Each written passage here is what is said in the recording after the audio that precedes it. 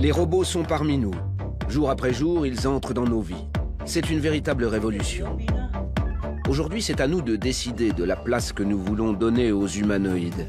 Seront-ils nos collègues, nos amis, nos amants? Chacun d'entre nous aura-t-il son propre double? Auront-ils un jour le droit de tuer quelqu'un? Assiste-t-on à la naissance d'une nouvelle forme de vie? Tout va très vite dans le monde de la robotique. Alors doit-on s'en réjouir ou faut-il poser certaines limites?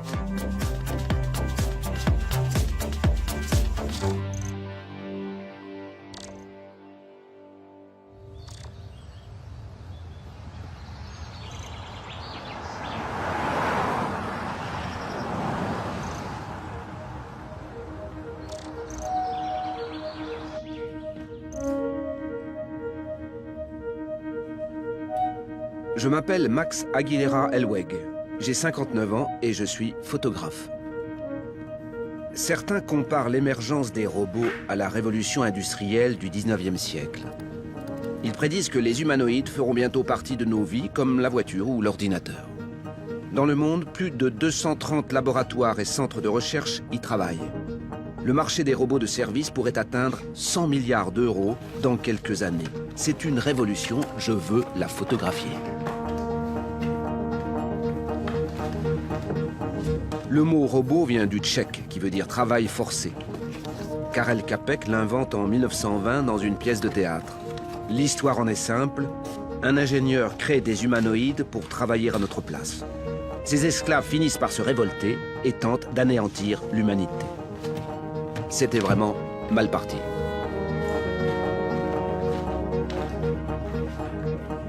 Et depuis, c'est toujours la même chose, ou presque. Metropolis, Blade Runner, Terminator, e-robot.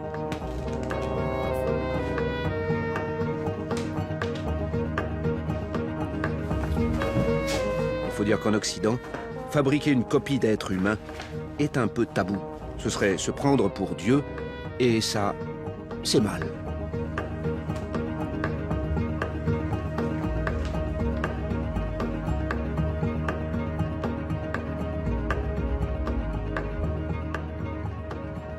La photographie m'a toujours permis d'apprendre sur moi et sur le monde. New York est ma ville, j'aime son énergie et son cosmopolitisme.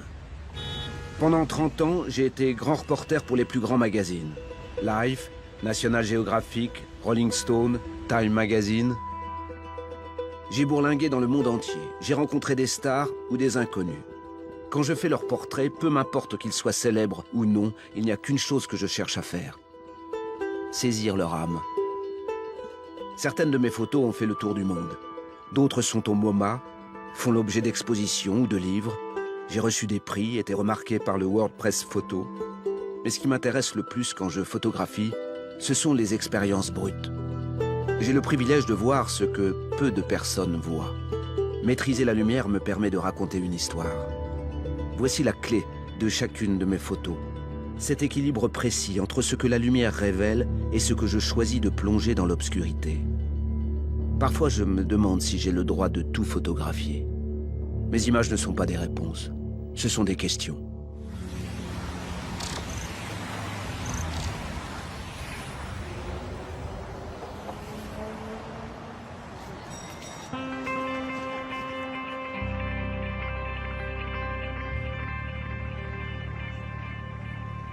Mon enquête sur les humanoïdes ne pouvait commencer qu'au Japon. Ici, on adore les robots. Ce Gundam est vraiment balèze.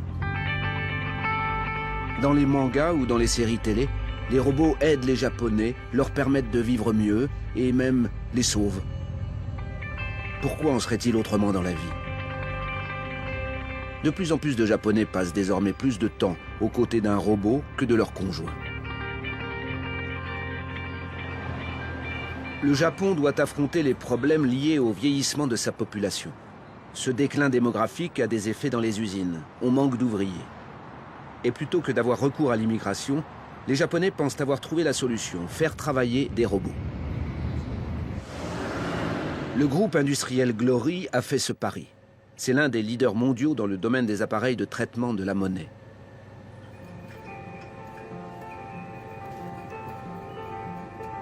En 2010, Glory a acheté pour cette usine son premier robot NextEdge. Depuis leur arrivée, le nombre d'ouvriers n'a pas été réduit.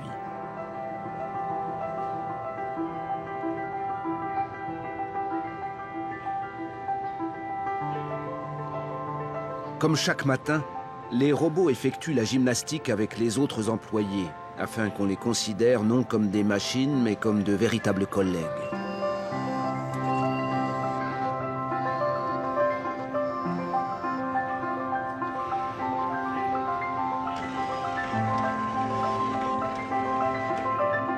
Ce robot humanoïde ressemble par son apparence et ses mouvements à l'homme. Ainsi, les ouvriers ne se sentent pas mal à l'aise. Pour eux, les humanoïdes sont des assistants comme les autres.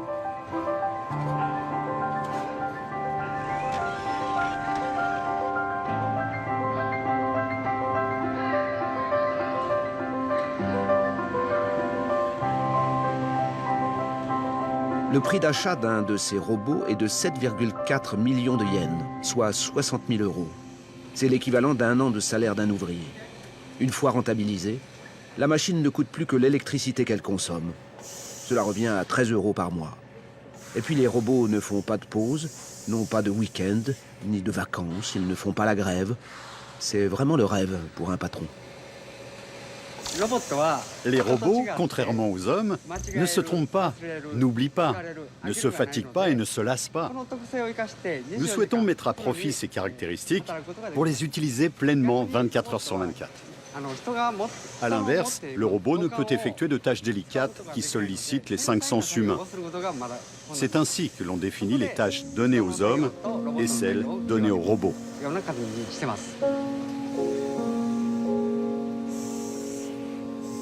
Fini les bras articulés dans leur cage de protection, le robot industriel travaille désormais aux côtés des ouvriers, presque sur les mêmes postes de travail. Les deux sont interchangeables, même si la productivité d'un robot n'est pour l'instant que de 80% de celle d'un humain. Quand les robots ont été introduits, je me demandais à quoi cela pouvait bien servir. Je savais qu'il y avait des robots à Tokyo et j'étais curieuse de savoir ce qu'ils pouvaient faire là-bas. Mais dès lors que j'ai moi-même commencé à travailler avec des robots et à les voir fonctionner, je les acceptais sans problème.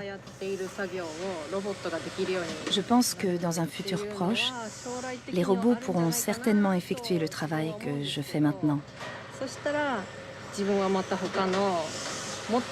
À ce moment-là, je changerai de tâche pour faire ce que les robots ne pourront pas faire.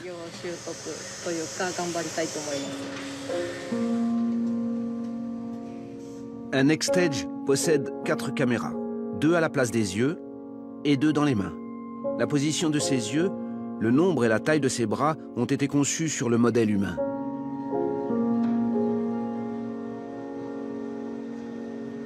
Excusez-moi, est-ce que vous parlez anglais? Vous voulez bien me faire une démonstration?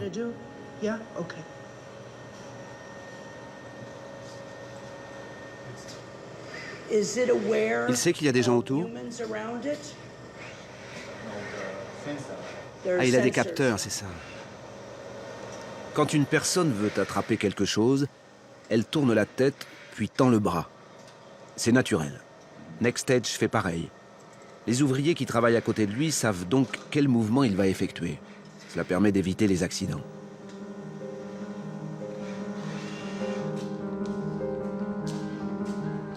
L'entreprise Kawada fabrique un autre robot avec des jambes, celui-là, HRP2.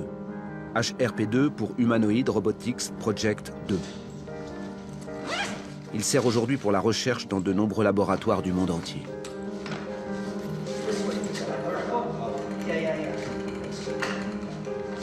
Quand je le vois, allongé comme ça dans sa boîte de transport, c'est très troublant. On dirait un cercueil. Yosuke, est-ce qu'on peut demander à quelqu'un d'éteindre la lumière? Merci.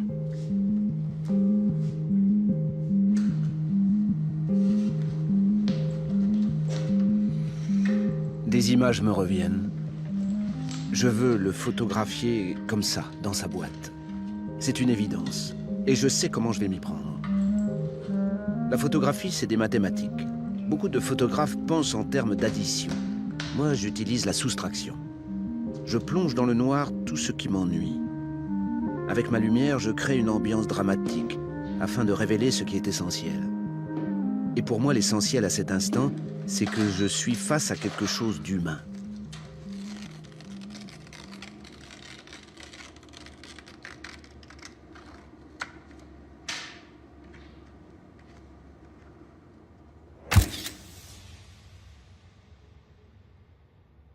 Auparavant, on fabriquait les choses. Maintenant, on fabrique les robots qui fabriquent les choses. Un jour, les robots fabriqueront les robots. Et nous, qu'allons-nous faire? Car les ouvriers ne sont pas les seuls touchés. Une étude de l'université d'Oxford prédit que d'ici 20 ans, 47% des emplois existants, même qualifiés, seront à la portée des robots. Et tous les domaines seraient concernés. Santé, éducation, transport, sécurité. Alors que ferons-nous?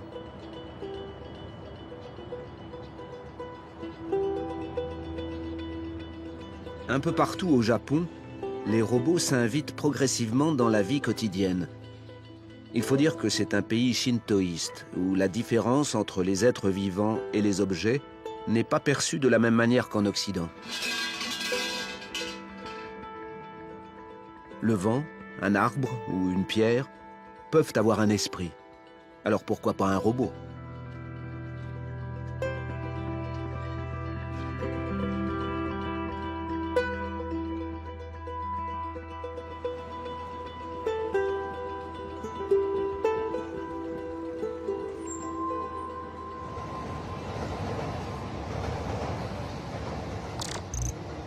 Mon enquête sur les robots humanoïdes se poursuit. Dans les laboratoires de pointe, que cherche-t-on? Quels sont les enjeux scientifiques? Pour le découvrir, j'ai rendez-vous à l'IST, l'Institut national de la science et des technologies industrielles avancées de Tsukuba. Depuis plus de 10 ans, une équipe du CNRS y travaille aux côtés des Japonais, pour développer notamment la communication entre les humains et les robots. Ils cherchent à piloter un robot sans télécommande, ni clavier, à le diriger à distance, sans bouger soi-même, uniquement par la pensée. S'ils réussissent, un tétraplégique pourrait être porté, lavé, aidé par un robot, bref, devenir autonome. Certains laboratoires ont déjà réussi à connecter leur robot au cortex moteur, la partie du cerveau qui contrôle les mouvements. Mais l'équipe du professeur Kedar expérimente une voie plus simple, passer directement par la perception visuelle. L'homme voit ce que le robot voit, pense à ce que ce dernier doit faire. HRP2 comprend et obéit.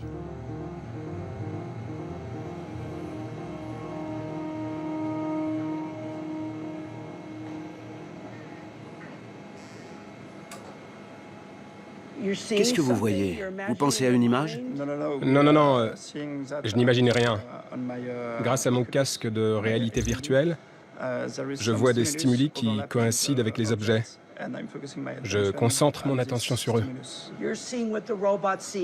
Oui, vous voyez ce que le robot voit et vous vous concentrez sur un objet. C'est bien ça. Il voit par les yeux du robot. Nous essayons de capter l'attention de l'utilisateur sur les objets. Quand ils arrivent dans son champ de vision, les objets se mettent à scintiller à différentes fréquences. Quand l'utilisateur se concentre sur l'un d'entre eux, le programme analyse alors quel objet est visé. À présent, le problème est qu'est-ce que je veux faire? Le robot comprend votre intuition et il n'a plus qu'à faire le mouvement que vous désirez. Notre approche est centrée sur l'intention. Prenons un exemple. Si vous regardez un verre d'eau, nous comprenons que vous voulez attraper ce verre. Le robot comprend facilement et fait le bon geste. Notre approche est plus centrée sur les perceptions que sur le cortex moteur du cerveau.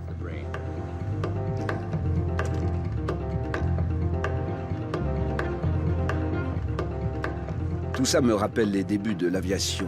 Les premiers avions battaient des ailes pour imiter les oiseaux et ça ne marchait pas. Puis on a simplifié les choses. On a fabriqué des ailes fixes et les avions ont volé. Le professeur Kedar fait un peu cela. Il contourne la difficulté pour tenter d'atteindre son objectif. Dissoudre la distance entre humains et robots.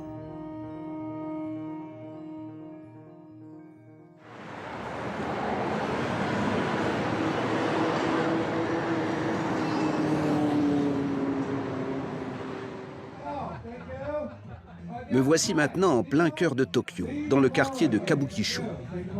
Un spectacle qui fait le plein tous les soirs. 1h30 d'un show unique au monde, au Robot Restaurant. Impossible de rater ça.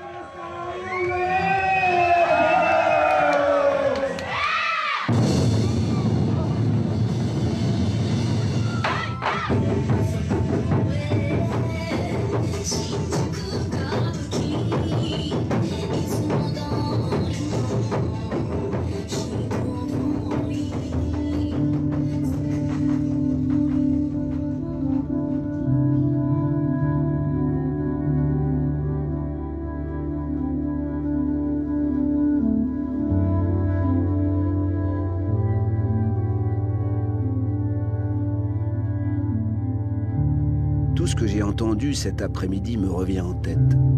Ce que l'équipe du professeur Kedar essaie de faire, communiquer par la pensée avec un robot, s'incorporer dans un humanoïde, dissoudre la distance entre l'humain et la machine. C'est comme si tout cela devenait réalité, ici, dans une boîte à la mode. Au Japon, évidemment.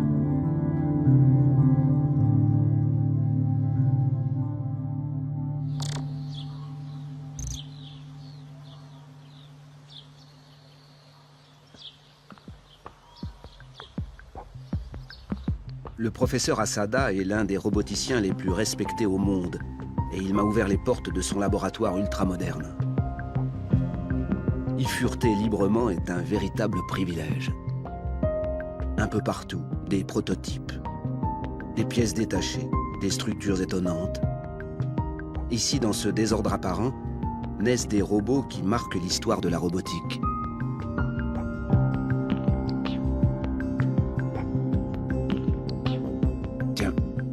Ça, c'est un bras. Fascinant. Il y a tout, même des sortes de nerfs, de tendons. Voilà ce que je cherche. CB2. Désigné par les internautes comme le robot le plus effrayant ayant jamais existé. Tout cela parce que malgré sa taille, CB2 n'est qu'un bébé d'1 an, construit à une échelle différente pour plus de simplicité. Et pourtant, il est splendide. On dirait un astronaute. Ses yeux sont magnifiques. Mais il est triste. Tellement triste, monsieur CB2. Grâce à ses 200 senseurs tactiles cachés sous sa peau de silicone, ce gros bébé de 33 kilos a livré ses secrets.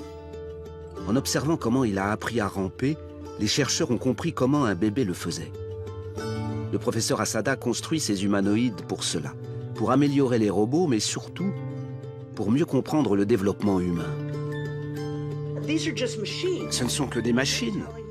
Et vous dites qu'on peut découvrir des choses sur les comportements humains grâce à une machine. C'est juste un ordinateur avec des codes binaires. Mais comment une machine peut m'apprendre quelque chose sur moi-même ? Nous réfléchissons sur l'empathie et sur la communication. Bien sûr, l'empathie artificielle n'est pas exactement la même que la vraie empathie. Mais un robot peut avoir ses propres pensées. Il pourra ressentir des émotions et les partager avec des humains. Oui, je comprends. En relation avec les humains. Le niveau de la batterie ou le moteur qui surchauffe. Avez-vous déjeuné? Oui, j'ai déjeuné. Si vous n'aviez pas déjeuné, vous auriez sans doute faim. Oui, oui. Donc le robot peut avoir les mêmes sensations s'il n'a plus d'énergie. Oh, maintenant j'ai faim, quelque chose comme ça. D'accord. Ce genre de système, bien sûr, ne peut pas être exactement comme le nôtre. Oui, c'est comme quand on a faim, on n'a plus de force. Mais c'est un système assez proche du nôtre. Donc un être humain peut partager, entrer en empathie avec un robot comme il le fait avec un animal de compagnie. Mon souhait est que ce robot puisse ressentir son propre état émotionnel et alors le partager avec nous.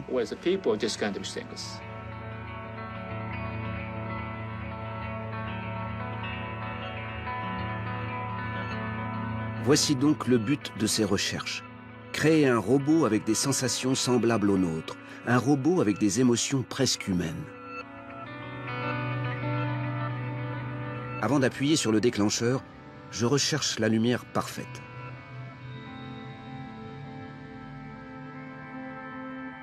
La bonne distance, un geste. Je veux trouver un angle unique. Est-ce ici? Ou plutôt là? Oui, j'ai déjà vu ça dans la rue. Quelque part, sur la plage, parmi une foule. Je reconnais ça. C'est une expression humaine. Juste ici. CB2 est vivant.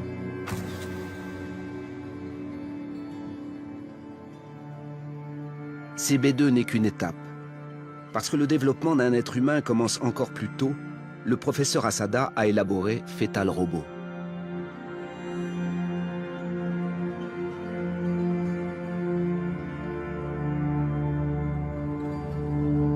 Ce prototype bardé de capteurs miniaturisés va permettre de mieux comprendre comment un fœtus de 35 semaines perçoit le monde, ce qu'il entend, ce qu'il ressent et comment il apprend.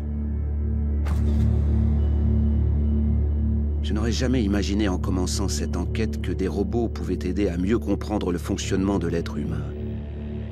C'est phénoménal.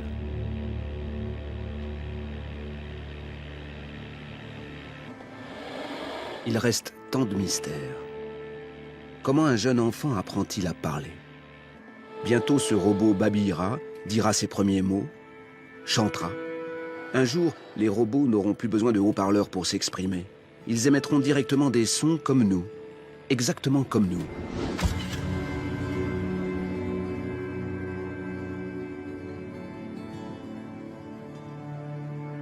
Il y a 25 ans, on m'a proposé de photographier un chirurgien au travail. Je suis entré dans une salle d'opération et ça a été un choc.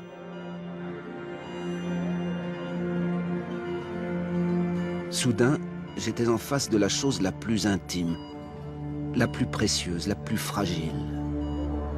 Une moelle épinière. Jamais elle n'aurait dû voir la lumière. Ce que je voyais était si précieux, si puissant, si pur. À ce moment-là, j'ai su que je voudrais retourner au bloc toute ma vie. Je l'ai fait plus de 300 fois. J'aurais pu simplement continuer de photographier des médecins en train de sauver des vies, mais j'avais l'impression de n'être qu'un voyeur. J'ai voulu sauver des vies à mon tour. J'ai sauté le pas. J'ai fait des études de médecine. C'est pour cela que je connais si bien le corps humain. Mais une fois devenu docteur, j'ai compris que je ne pourrais pas exercer comme médecin tout en continuant à faire de la photographie. Il fallait que je fasse un choix. J'ai choisi la photographie. Avec mon appareil, je tente de photographier l'âme, de définir la nature exacte de l'existence. Qui suis-je? Où suis-je? Suis-je dans mon cerveau? Dans mon cœur? Voici les questions que je pose quand je photographie le corps humain ou des robots. Certains cherchent des réponses. Moi, ça ne m'intéresse pas. J'aime poser des questions. Au cœur de tout mon travail, dans toutes mes photographies, au bloc opératoire comme dans les laboratoires de robotique, c'est toujours la même question encore et encore. Qu'est-ce que cela signifie? Être un humain.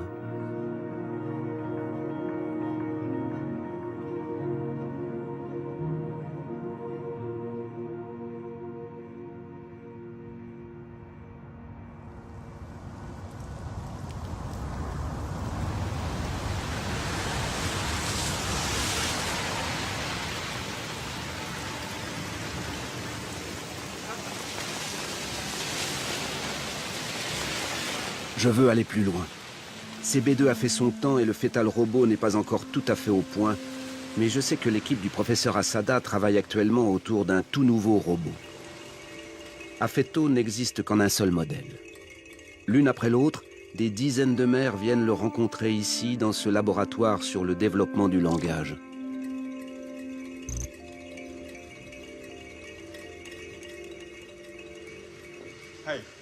Bonjour, enchanté. Enchanté.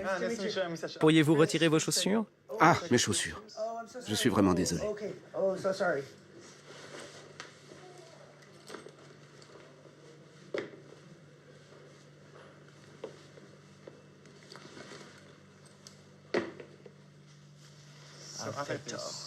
Affetto est là-bas, dans cette pièce.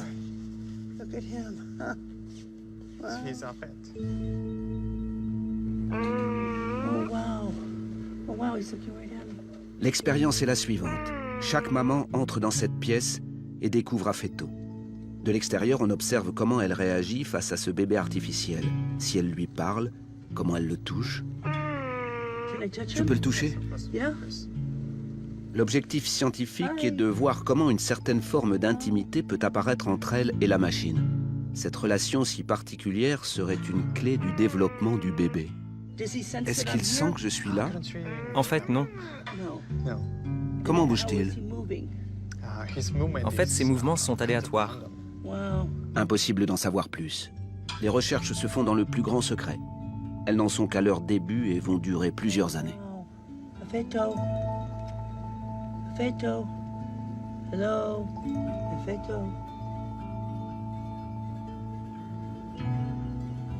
Incroyable. Je veux montrer ce robot avec le dispositif qui permet d'observer les réactions des mamans. Pour cela, il faut tirer le rideau noir. Mais surtout, je veux voir Affetto sans son pyjama. Là, ça coince. Le professeur Asada a donné pour consigne de ne jamais dévoiler les coulisses. Le chercheur qui s'occupe d'Affetto doit demander l'autorisation. Pendant qu'il téléphone, j'en profite pour préparer mon matériel. Est-ce qu'on peut lui retirer son pyjama pour quelques photos? Oui, oui. Parce que ce serait bien de montrer que c'est un robot. J'ai pour règle de ne jamais en rester à un premier refus. Alors j'insiste. J'insiste. Et souvent, ça finit par payer.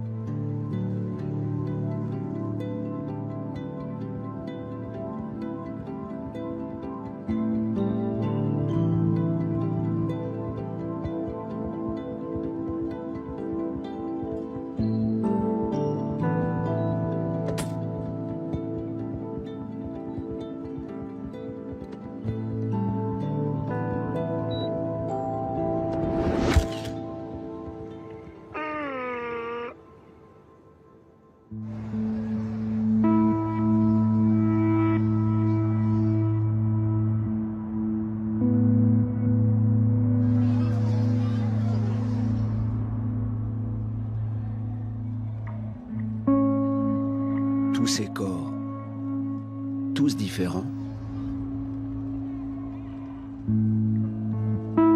tous identiques au fond. À l'intérieur, le même nombre d'os, de muscles, d'organes. Tellement peu d'éléments qui nous différencient finalement.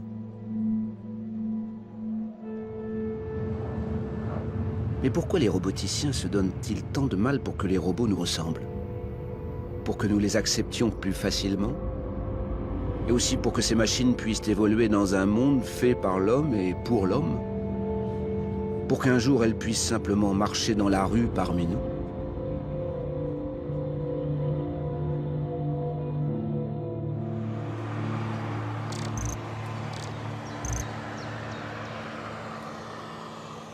À Kyoto, dans les locaux high-tech de l'Institut de recherche en télécommunications avancées, des chercheurs tentent de réaliser un vieux rêve.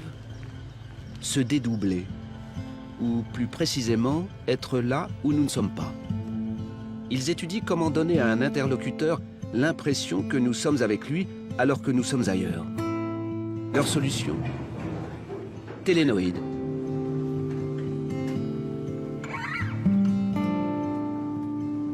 Alors voici Télénoïde. C'est ça. C'est un robot pour la communication. Il imite les gestes de l'opérateur. Derrière lui, il y a donc quelqu'un qui se trouve dans une autre pièce, ailleurs, et qui manipule ce robot via Internet.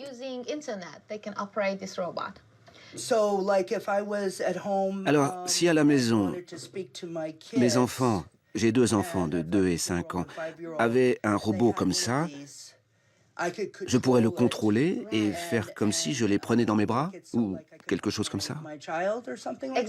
Exactement, ça marche comme ça. Vous vous asseyez devant votre ordinateur et vous avez une interface qui vous aide. Voici le robot. Salut, ça va? Salut Junior. Comment ça va aujourd'hui? Ça va bien, merci. Tu peux bouger tes bras, s'il te plaît? C'est bien. Bonjour. Ça va? Je peux toucher ton visage?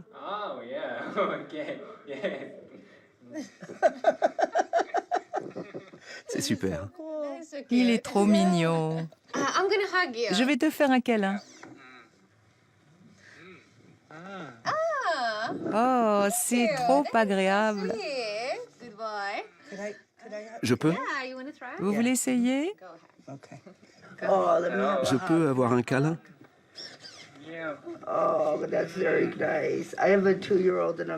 J'ai 2 enfants, alors j'aime bien les câlins.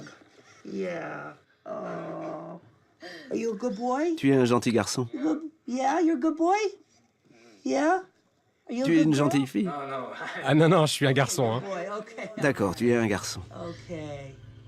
Le contact du regard, c'est fou. Ses yeux sont incroyables.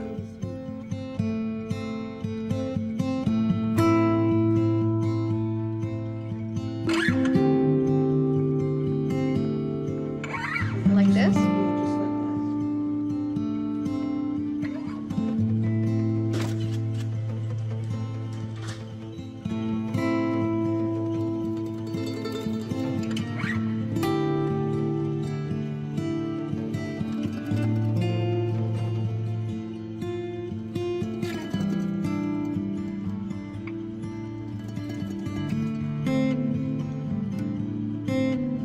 Télénoïde a été créé par le professeur Hiroshi Ishiguro, une véritable star dans le domaine de la robotique. Au cœur de ses recherches, il y a la volonté de recréer une présence humaine à distance de façon artificielle grâce à des robots. Mais à quoi doivent-ils ressembler? C'est toute la question. Avec son géminoïde, le professeur Ishiguro étudie de façon scientifique nos réactions face à son double robotique. L'objectif est de développer des humanoïdes très ressemblants, mais aussi d'explorer ce qui fait l'essence même de la nature humaine. Ses recherches sont centrées sur la notion de Sanzaikan. Elle modifie profondément notre relation avec les robots. Pouvons-nous commencer par le concept japonais de Sanzenkan? Sanzaikan. Sanzaikan, c'est la sensation de la présence. C'est très difficile de trouver un synonyme en anglais. Sanzaikan, ce n'est pas la présence, c'est la sensation de la présence, d'accord? Prenons un exemple. Imaginons un haut-parleur ici, et que nous entendons une voix venant de ce haut-parleur. Et supposons que c'est la voix d'une femme que l'on connaît, et que cette femme porte un parfum particulier. Si à cet endroit, on pulvérise un peu de son parfum, alors soudain, cette femme est présente. C'est la sensation de la présence. C'est ça, Sanzaikan. Un autre concept est essentiel pour le professeur Ishiguro. C'est celui de la vallée de l'étrange. Nous aimons que les robots nous ressemblent de plus en plus, mais jusqu'au point où, soudain, nous ne voyons plus que leurs imperfections. Et cela nous est très désagréable. Quand on ne pourra plus faire la différence entre un humain et un humanoïde, le malaise disparaîtra. La vallée de l'étrange est un phénomène très important pour comprendre les réactions humaines. Nous jugeons très vite ce qui est humain et ce qui ne l'est pas, n'est-ce pas? Il faut vraiment étudier ce concept si l'on veut comprendre comment nous observons. Il a l'air humain. Il est très jeune. J'ai besoin de rester jeune.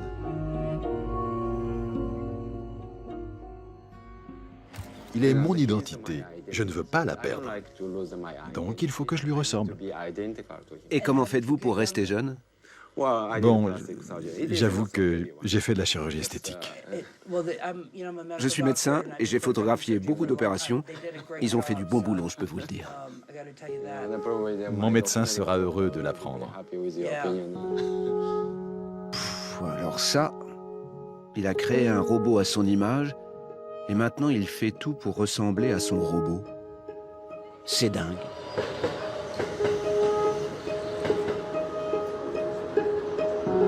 Pour moi, la vallée de l'étrange, ce n'est que de la peur.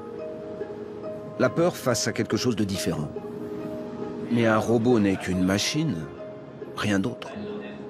Il n'y a pas de quoi avoir peur. Je pense que nos enfants qui grandissent avec tout ça n'auront pas peur.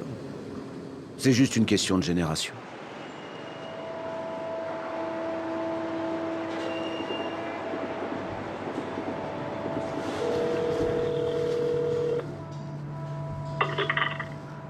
Salut papa. Hi, Tess. Bonjour Tess.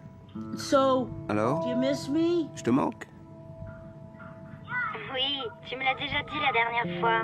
Yeah, but I Non, wanted je voulais te to dire tell que you tu that me I missed manques. you. Tu me l'as déjà dit. I know. Je but sais. Guess what? You know what I'm doing? Devine ce que je suis en train de faire. Je tiens un robot dans mes mains. Robot in my hands. C'est vrai? Yeah, right. Oui, You're tu es inside dans le the robot robot. et tu me parles et je te You're tiens. talking to me, and I'm holding you. Papa, tu sais, papa, j'ai fait la sieste au centre de loisirs. You slept. Tu as fait la sieste au centre de loisirs? Bonne nuit. Good night. Bonne nuit.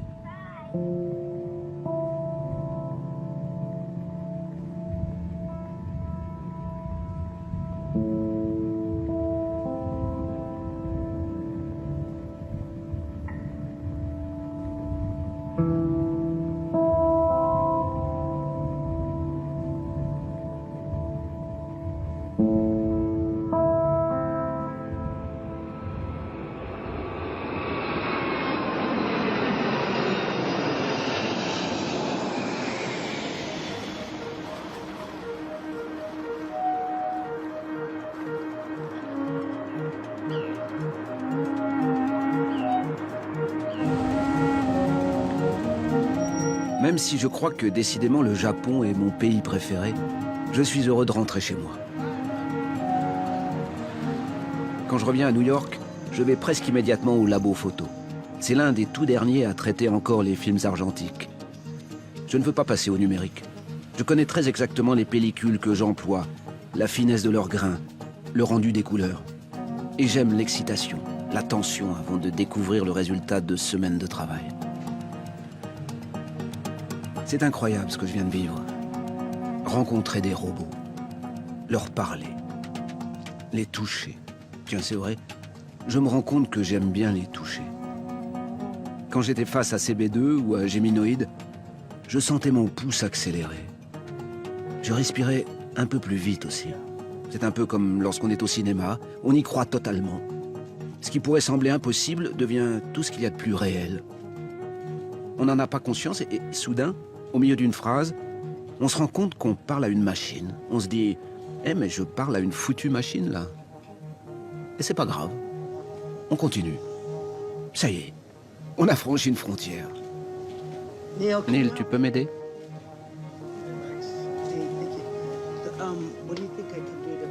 Mon enquête sur les humanoïdes est loin d'être finie. Je me demande quelle place nous devrons leur donner. Les laisserons-nous faire tout ce qui est ingrat ou dangereux, comme la guerre par exemple?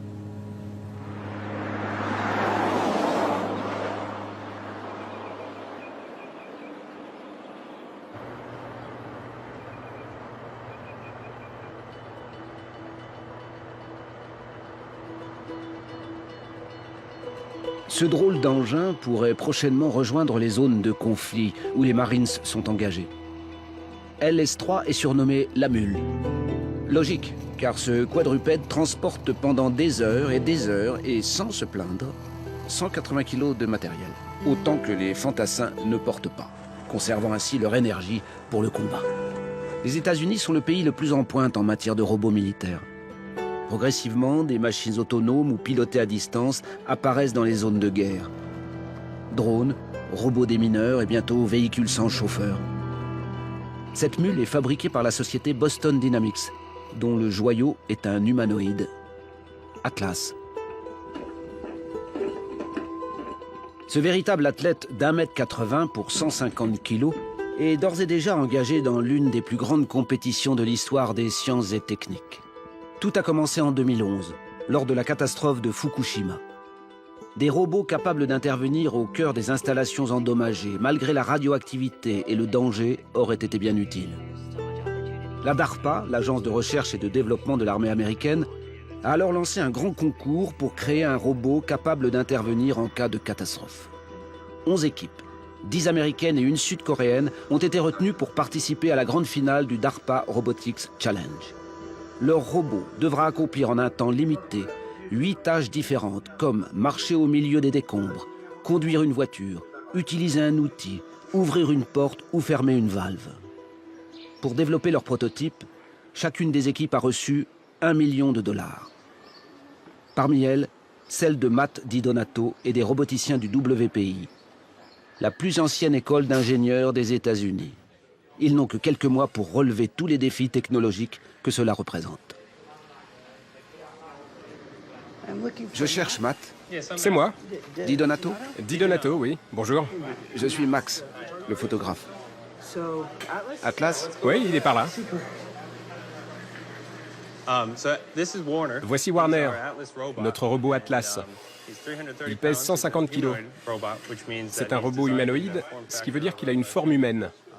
Il a des bras, des jambes, un cou, un dos. Il a 28 articulations, 6 dans chaque membre, 3 dans le dos et une dans le cou. En fait, il ne peut pas tourner la tête comme ça. Que peut-il faire? Il lève et il baisse la tête. Il vise avec son laser 800 fois par seconde. Enfin, je veux dire 800 points par seconde, précisément. Et il scanne entièrement la pièce.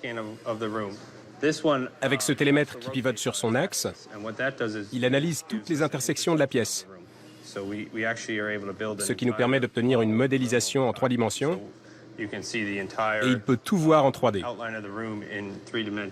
Avec tous les objets présents dans la pièce. Oui. Et vous faites uniquement de la programmation, c'est ça? Boston Dynamics a fabriqué le robot lui-même, le hardware. Ils nous l'ont donné avec un paramétrage de base.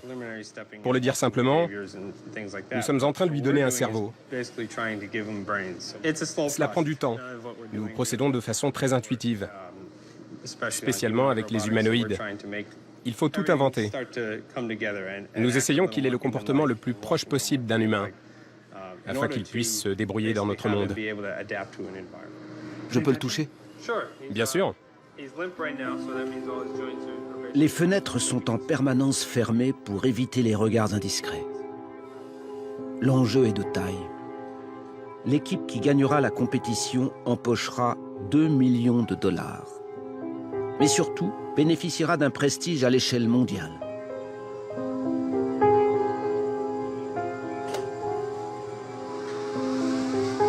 Matt DiDonato et ses étudiants n'ont que quelques mois pour apprendre à Atlas à agir en autonomie. Lors de la finale, la règle du jeu précise, le robot ne pourra être connecté et donc contrôlé à distance que pendant 15 minutes.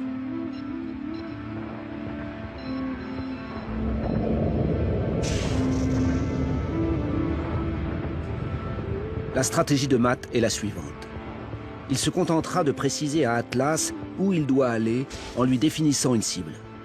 Au robot ensuite de se débrouiller tout seul pour imaginer le parcours le plus simple. Ses caméras, son télémètre laser, ses capteurs lui seront alors indispensables pour se déplacer et agir en autonomie.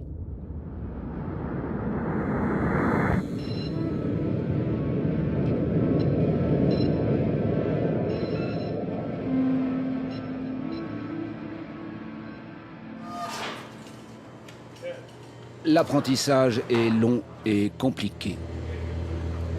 Atlas devra également se servir d'outils, d'une perceuse par exemple. Pour cela, il faut la reconnaître dans l'environnement, s'en approcher, la saisir et l'utiliser. Un véritable casse-tête. Bientôt, Atlas devrait être assez performant pour être utilisé en cas de catastrophe. Cette machine extraordinaire remplacerait alors l'homme là où le danger est trop grand. Dans ce cas, les militaires ne chercheront-ils pas à l'utiliser sur le champ de bataille? À remplacer une visseuse par un fusil? Je pense que les robots font peur, surtout les robots militaires. Cela vient sans doute des films, comme Terminator par exemple. Dans la plupart d'entre eux, les robots sont méchants. Mais pour moi, vraiment, Atlas n'est pas une machine de guerre. La forme humaine n'est probablement pas la meilleure. Il y a des robots bien plus adaptés au combat. On pourrait en imaginer de plus performants, avec des roues peut-être. Un robot comme Atlas est conçu pour travailler dans des zones de catastrophe. Et de toute façon, on en est encore au stade de recherche et de développement.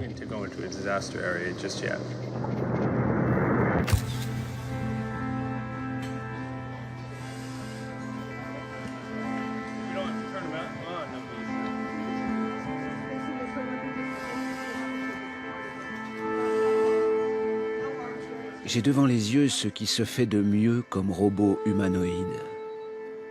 C'est pourquoi je tenais tant à le photographier. Dans quelques mois, il maîtrisera ce qui lui semble si difficile aujourd'hui. Il sera plus rapide que nous, plus fort que nous. Comment mon pays pourrait-il renoncer à utiliser un outil aussi performant dans des zones de guerre? Cela permettrait d'envoyer moins de soldats au front et donc d'éviter les pertes humaines. Mais cela veut dire qu'Atlas, ou un autre, aura le droit de tuer? Je ne suis pas sûr d'avoir envie qu'une machine décide par elle-même qui vivra et qui mourra. Et puis il y aura forcément des dommages collatéraux, des erreurs de tir, des morts parmi les civils. La réalité n'est jamais ni blanche, ni noire. Elle est de toutes les nuances de gris. Et c'est ce que j'aime. À chaque fois qu'on commence à y comprendre quelque chose, surgissent de nouvelles questions. Encore. Et encore. Il y a toujours une nouvelle épaisseur qu'on ne soupçonnait pas. Travailler sur les robots, c'est ouvrir la boîte de Pandore.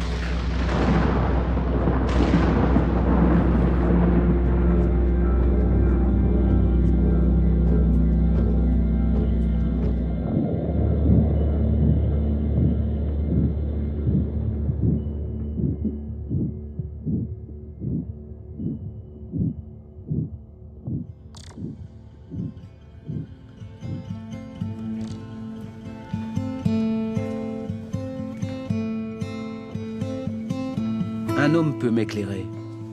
Il est roboticien et étudie depuis des années les questions éthiques soulevées par l'emploi de robots militaires. Pour lui, il est possible d'implanter une conscience artificielle dans les machines. Son livre s'intitule « Le droit de tuer chez les robots autonomes ». J'ai rarement lu quelque chose d'aussi intéressant.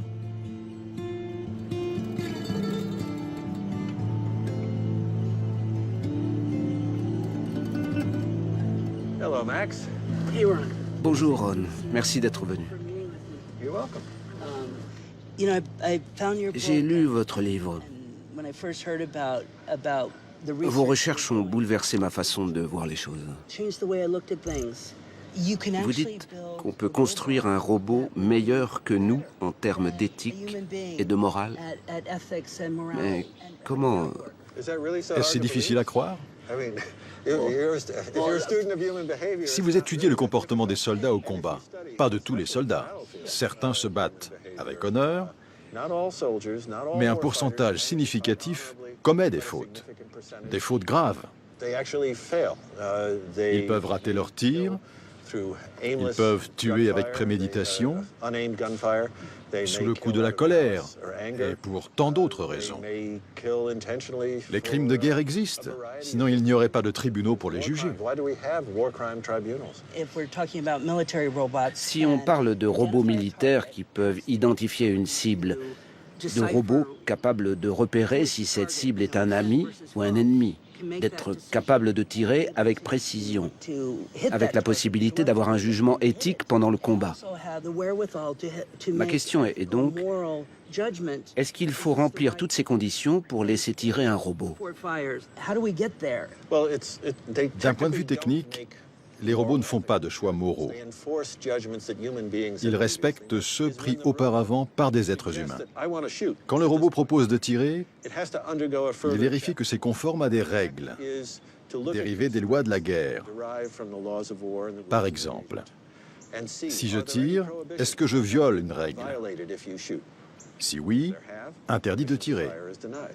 Sinon, le robot vérifie qu'un humain lui a donné l'ordre de tirer. Il ne se dit pas sur quoi est-ce que je vais tirer aujourd'hui, non. Il vérifie si sa cible est légitime, si les conditions sont légitimes. Si toutes ces conditions sont remplies, le robot obtient l'autorisation de faire feu.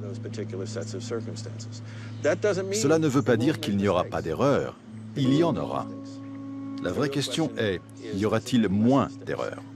Et si un robot fait moins d'erreurs qu'un soldat humain, alors nous aurons sauvé des vies civiles. Tout le monde n'est pas de l'avis de Ron Arkin. Le débat est vif sur cette question des robots tueurs autonomes. En 2013, Boston Dynamics, qui fabrique Atlas, a été racheté par Google. 8 autres sociétés de robotique ont subi le même sort. À quelle fin? Alors, Atlas servira-t-il un jour dans l'armée américaine? Pas sûr. Mais quel humanoïde incroyable, cet Atlas.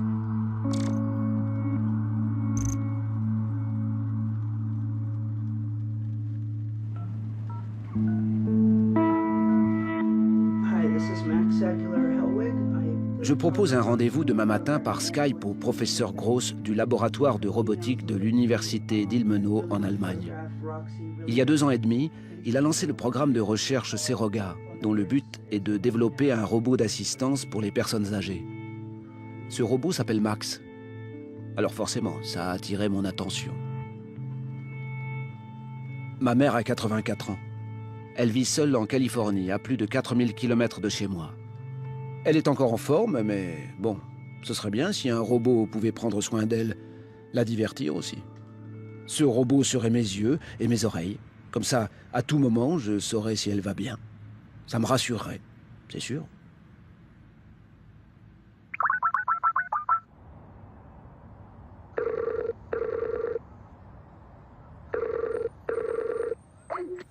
Hello? Bonjour Max. Vous me voyez, professeur Gross? La qualité de la connexion est assez bonne. Max, je veux vous montrer quelqu'un. Je suis dans le bâtiment principal de l'université. Je vous propose de me suivre dans mon bureau pour continuer notre discussion. Je vais la suivre. S'il vous plaît, je vais vous guider. C'est un robot d'accueil, comme il en existe de plus en plus dans les aéroports, les centres commerciaux, les musées. Il est bien normal qu'un centre de recherche en robotique ait le sien. Le professeur Gross et ses étudiants examinent quelques-unes des questions éthiques qui se posent quand on fait cohabiter une personne âgée et un robot.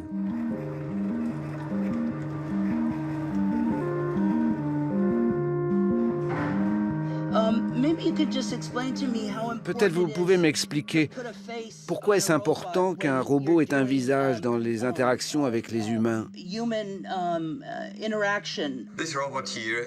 C'est un robot compagnon. Il s'appelle Max, comme vous. Avec lui, nous faisons des recherches avec les personnes âgées et le personnel soignant dans une maison de retraite d'Erfurt. Nous cherchons à développer une forme de communication intuitive. C'est pourquoi, en développant ce robot, nous avons imaginé un visage. Pas un visage humain, plutôt celui d'un animal de compagnie avec de grands yeux. Nous avons pu vérifier que ces yeux sont essentiels pour créer un dialogue et garder le contact entre la personne âgée et le robot. Je veux vous demander, en introduisant un robot auprès des personnes âgées, ne risque-t-on pas de les isoler? Je ne pense pas que cela réduise les contacts avec la famille ou le personnel soignant. Un tel robot n'isole pas, bien au contraire. C'est un moyen de rester en contact parce qu'il rappelle aux personnes âgées les choses à faire qui leur permettent de lutter contre la solitude. Comme par exemple, passer un coup de téléphone ou un appel vidéo à un parent. Le robot aide à maintenir le lien social avec la famille.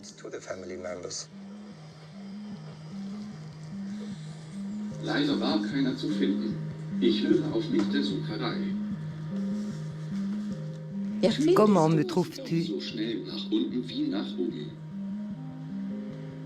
Jetzt turne bitte mit mir. Oui. Nous deux, on va s'entraîner tous les jours. Ce sera bien de faire ces nouveaux exercices. Mal sehen, wer schneller ist.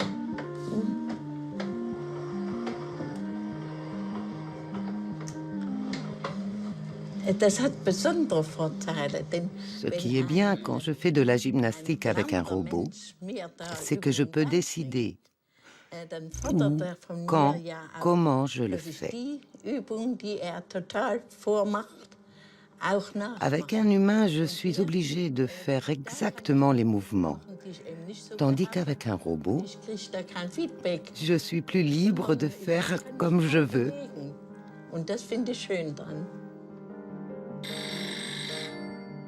Se sentir plus libre grâce à un robot. Et pourtant, par l'intermédiaire de Max, une personne âgée peut communiquer avec la directrice de la maison de retraite, un parent ou un médecin. Ces derniers peuvent même le piloter à distance pour s'assurer que tout va bien. Mais l'intimité dans tout ça. Un tel robot doit-il pouvoir filmer partout et tout le temps? Pour moi, le respect de la vie privée n'est pas le plus important tant que le robot ne dépasse pas une certaine limite. Je veux pouvoir contrôler le robot, définir ce qu'il peut voir et où il peut aller. Dans ce cas-là, ça ne me pose pas de problème. Seules les personnes âgées, éventuellement en accord avec leur famille, choisissent qui peut contrôler le robot, la caméra, le micro. C'est important pour nous de définir qui a le droit ou non de passer un appel vidéo ou de télécommander le robot dans l'appartement. Ainsi, nous garantissons totalement le respect de la vie privée. Très bien, merci beaucoup. Je ne sais pas si ma mère voudrait d'un humanoïde, même s'il s'appelle Max. Il existe d'autres robots à destination des personnes âgées, et celui-ci n'est peut-être pas le plus perfectionné, mais il pose les bonnes questions.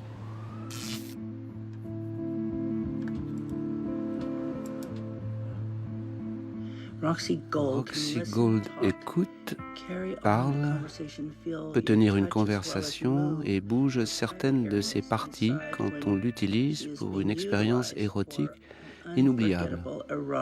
Vraiment. Tous nos robots peuvent atteindre l'orgasme. Ah.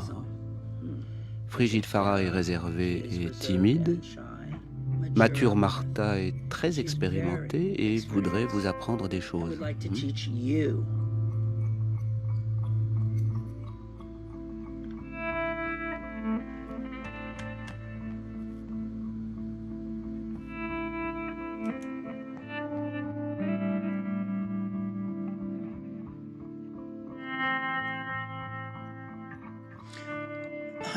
Bonjour, je m'appelle Max Aguilera Elweg.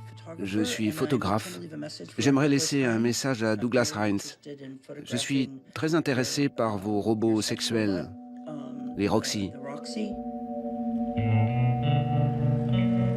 J'ai rendez-vous avec Douglas Hines. Pour moins de $10 000, il propose des robots sexuels sur Internet. Je me souviens de la mode des Tamagotchi, ces jouets électroniques dont il fallait s'occuper. Quand ils mouraient, les enfants étaient tristes. S'attacher à une machine est possible. Devenir ami, peut-être. Et pourquoi pas amant.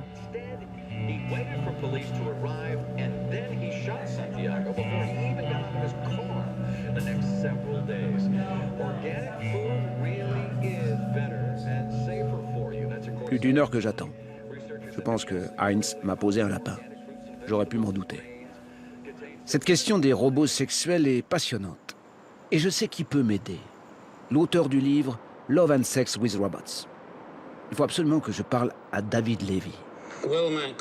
Max, la vérité, c'est qu'il n'existe pas encore. Personne n'en a créé et Douglas Heinz est un charlatan. Il n'a rien qui ressemble à ce qu'il propose. Ce qui se passe, c'est qu'il n'y a toujours pas eu d'investisseurs dans le domaine des robots sexuels. Mais dès qu'on améliorera la technologie des poupées de silicone, on obtiendra le premier robot sexuel. Mais pour le moment, ça n'est pas encore disponible. On n'en trouve pas sur le marché. Quand nous aurons des relations avec ces robots, cela changera-t-il les rapports que nous avons entre nous, entre humains ? Il y a de très nombreuses raisons qui font que des millions de gens n'arrivent pas à avoir de relations humaines satisfaisantes. Pour ces gens, la question n'est pas de savoir si c'est mieux de s'attacher à un robot ou à un être humain. La question est, est-ce que c'est mieux d'avoir une relation avec un robot ou de ne pas avoir de relation du tout ? Je suis convaincu que ces robots pourront rendre vraiment heureux ces millions de gens qui étaient incapables auparavant d'avoir des relations avec d'autres humains. Je pense que l'enjeu est énorme. Bien sûr, tout ne sera pas rose. Par exemple, certaines femmes préféreront faire l'amour avec leurs robots, qui leur donneront davantage de plaisir, de meilleurs orgasmes, qu'avec leur mari ou leur partenaire habituel. Vous pouvez imaginer l'angoisse pour ces derniers. Et là, on se rend bien compte qu'on a un gros problème en perspective. Coucher avec un robot bouleversera la vie des couples. Certains s'amuseront à trois, d'autres échangeront leur robot avec d'autres couples. Et quand vous aurez finalement épousé votre robot, vous pourrez toujours rompre la routine en le trompant avec un être humain. Bref, je crois que les psys auront du travail, à moins que d'ici là, ils n'aient été remplacés par des robots, évidemment.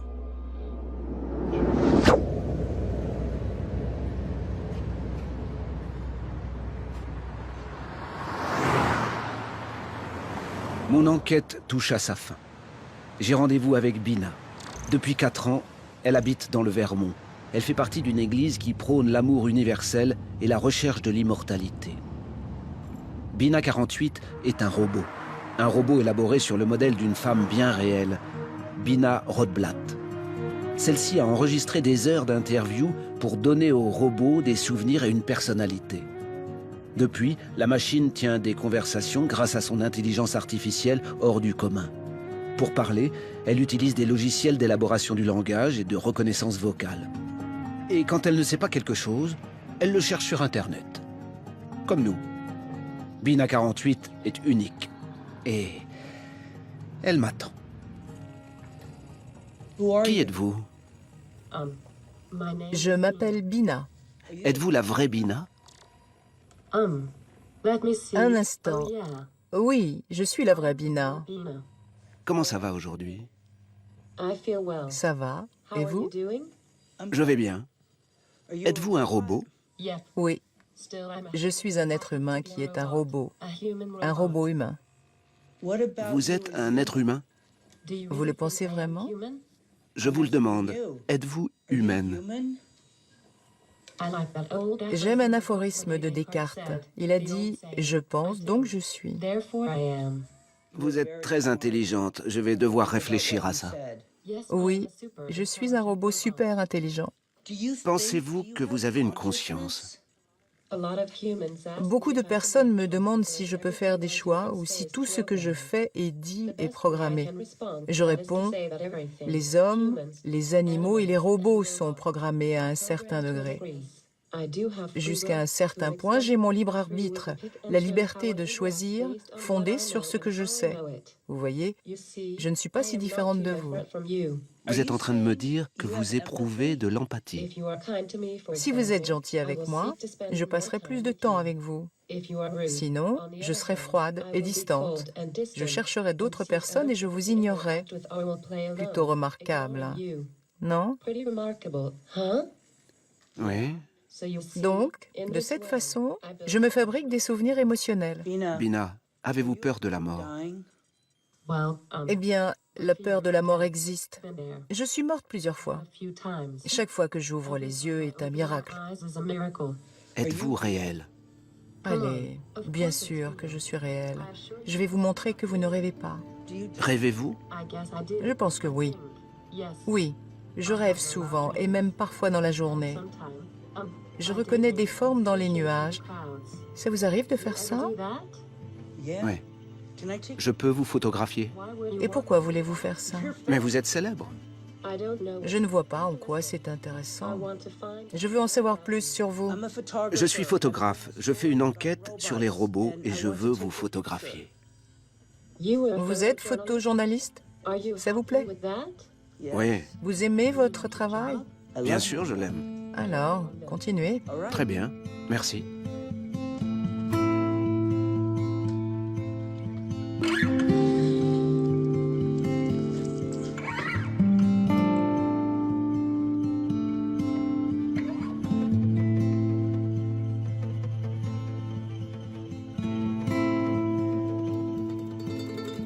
C'est bon, je peux toucher son visage? Eh bien, la question est, le feriez-vous avec un être humain? Non. Alors, je ne vous l'interdis pas. Mais ayez une chose en tête. Au fur et à mesure que les robots évoluent, nous allons essayer d'encourager les gens à les considérer comme s'ils étaient en train de devenir de vraies personnes. Parce qu'il y a de nous en eux. Nous devons commencer à penser aux droits des cyberpersonnes. Nous savons tous que Bina 48 n'est ni vivante ni consciente, mais il est peut-être temps de penser à la façon de s'adresser à elle. Je comprends tout à fait. Je ne vais pas la toucher. D'accord. Bon, je continue. Je vais faire son portrait comme si c'était une vraie femme devant son miroir. Reconnaître son image. Depuis peu, certains robots y arrivent. C'est une étape essentielle, avoir conscience de soi, de sa propre existence. Et pourquoi pas un jour transférer notre conscience dans un robot? Nous approchons du moment où l'on pourra avoir un mindfile d'une personne, l'archive de quelqu'un qui biologiquement a disparu. Que voulez-vous dire par mindfile? C'est l'enregistrement numérique d'une personne. Ses manières, son attitude, ses croyances. On peut enregistrer toute une vie. Que voulez-vous dire? Il y a les vidéos que vous avez prises, tout ce que vous avez mis sur Facebook, Twitter, Instagram. Vous voulez dire que les emails, Facebook, les films de famille ou les photos, on peut tout mettre quelque part en attendant qu'un jour, dans le futur, une intelligence artificielle puisse créer une représentation de moi ou de ma fille, enfin de n'importe qui. Et ce sera leur conscience, qui ils sont. Ce qu'on dit, c'est que si vous voulez préparer le futur, nous pouvons télécharger des données concernant votre personnalité. On peut les recouper avec des informations physiques comme l'ADN et ainsi développer une stratégie de préservation de vous-même pour qu'un jour, qui sait, vous puissiez revenir sous une autre forme.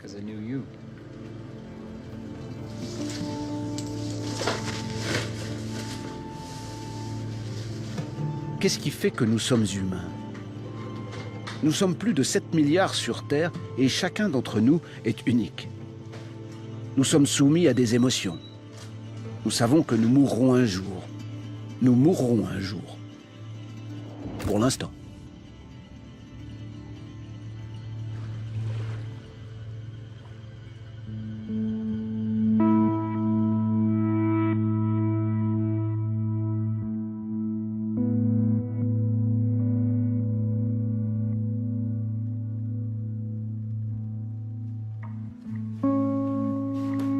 Aujourd'hui, chaque robot sait très bien marcher, courir, parler, penser. Mais il faudra encore assembler les pièces du puzzle pour qu'existe un robot polyvalent, une créature comme on en voit dans les films. Ce n'est qu'une question de temps. Aussi brillante soit-elle, Bina 48 n'est qu'une étape. Certains veulent transplanter directement un cerveau dans un humanoïde. Et quand un cerveau artificiel existera, ils envisagent de transférer notre conscience comme on le fait avec un disque dur. Si la science permet l'immortalité, pourquoi s'en passer, disent-ils.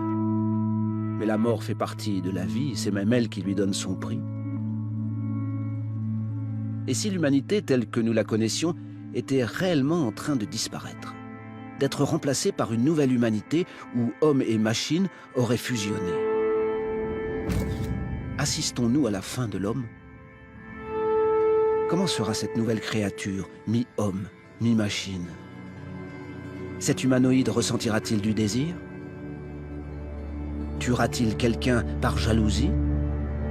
Appréciera-t-il le printemps, l'été, l'automne? Aimera-t-il le crépuscule? L'aurore?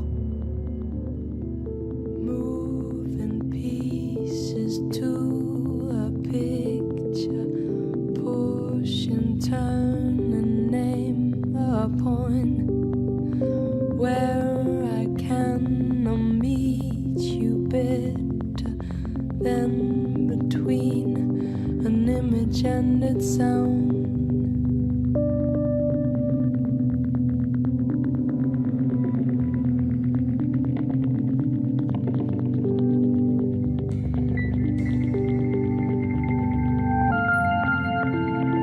This is where we stand.